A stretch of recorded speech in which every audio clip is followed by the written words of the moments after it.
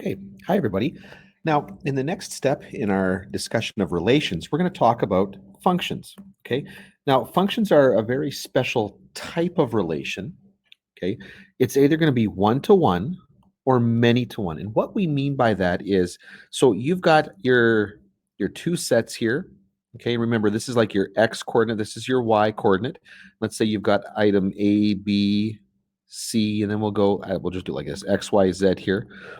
Okay, one way to do the functions, or one way to have functions here is to write them one to one, which would mean every one here points to one over there.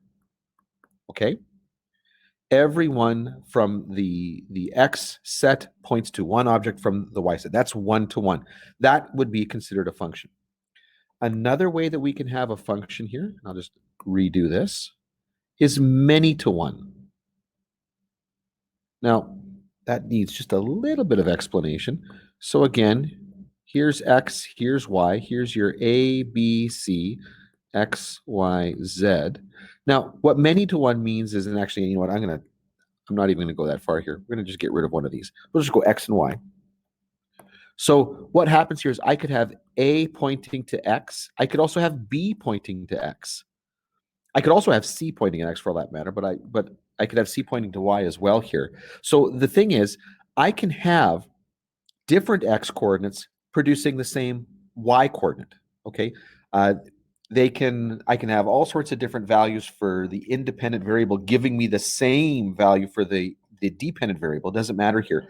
But the issue is that every time we do it, there is just one value of Y for every value of X. So in other words, the one that doesn't fly, the relationship that we don't want here. Well, it's not. Sorry, I've chosen erasing, and it's not erasing. Here we go. The one situation that we do not like is when you've got something that looks more like this. When you've got X and Y. So here's my X set. Here's and I've got A, B, C, and then I've got let's say X, Y, Z. It doesn't even matter what's going over here. And maybe I have A pointing to X, but then A also points to Y.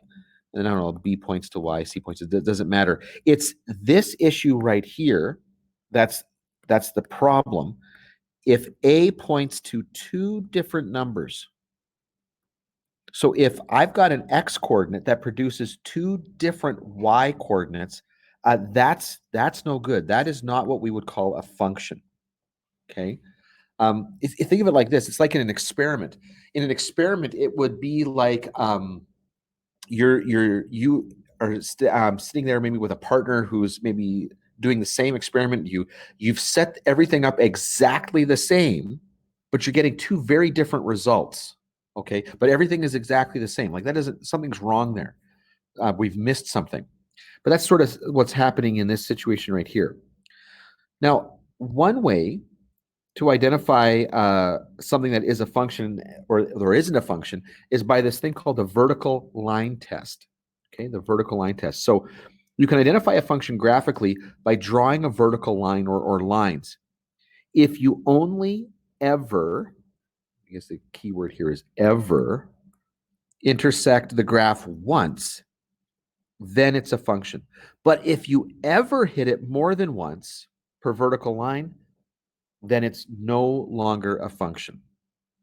Okay, it's not a function. So I tell you what we're going to do now is let's take a look at some examples so you can get a sense of how this works.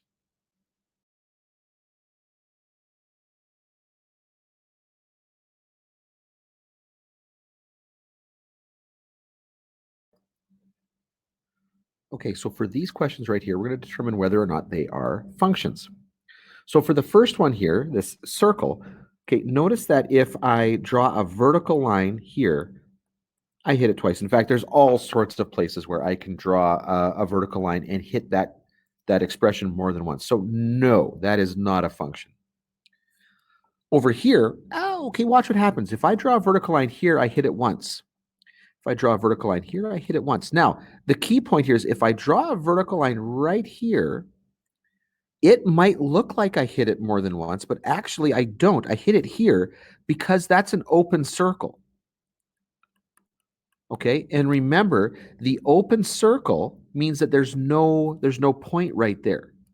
And as soon as you get beyond that open circle, then all of a sudden we're on to that next level here. Same thing here. If I draw a vertical line through here, I hit it here, but that is an open circle. So there is no point there. That line segment to the left of it just comes right up to it, but there's no point there. So yeah, no, that is a function. Here, I can draw a vertical line over here and hit it once, here and hit it once. That's awesome. But here I hit it twice. And in fact, all the way to there, I hit it twice. In this little section right in between here, I hit it twice, which means that nope, that is not a function.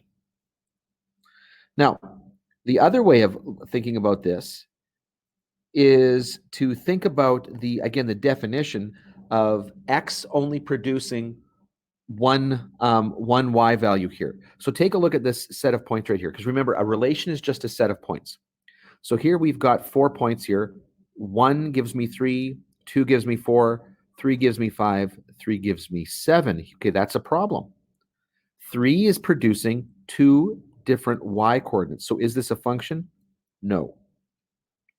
Here, this next one, I'm expressing the relation, the points, remember, as a table of values. So 1 gives me 2, 2 gives me 3, 3 gives me 4. Each of the y coordinates, each of the x coordinates only gives me 1 y coordinate. So yes, that is a function. And now with this arrow diagram, remember, what I'm looking for here is something in the input that produces 2 different outputs. So basically the key here is, do any of these numbers have 2 arrows pointing away from it? And the answer is no. Every one of those has a single arrow drawing away. I don't care what it points to. What I care about is how many arrows are pointing away from it. So because each of those has a single arrow pointing away, yes, that is a function.